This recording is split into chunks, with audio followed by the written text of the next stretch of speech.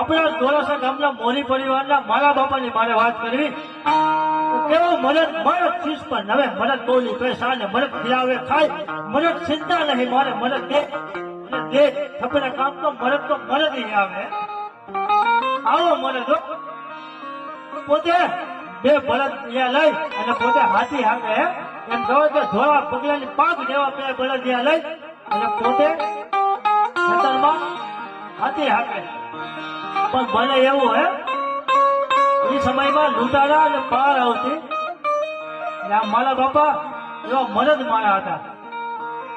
હાથ જ્યાં સાંભળે દેશ દોહી તળા પછી ઘરમાં કેમ બહી રહે ક્ષત્રિય બેટા. જેથી કોઈ દુશ્મન જમીન અને આપણી જમીન દબાવીને જાય તો આપણો ક્ષત્રિય તરીકે કેમ એને સહન કરી શકે. મારા બાપાને કીધું કે થાજે માટી.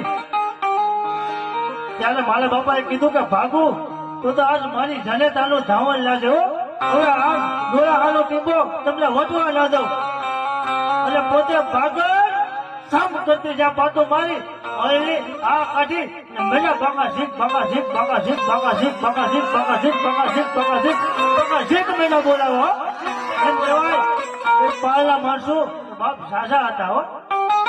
કંઈક ને કાકા કંઈક ના ધડ માથેથી નોખા કર્યા પણ છેતરી ને બને એવું કે મારા બાપાનું મસ્તક ફસલક શું કરતું જ્યાં મસ્તક એટલું પાડી દીધું. અને પછી જ્યાં મારા બાપા છે ને બે હાથમાં સમસેર લઈ અને ગાંડા થયા હો એનું ધન એડ્યું બાકા ઝીક બોલાવતું. એમ કહેવાય કે ઇતિહાસ સાક્ષી પૂરે 2 કિલોમીટર સુધીનું ધન એડ્યું હો બાપ.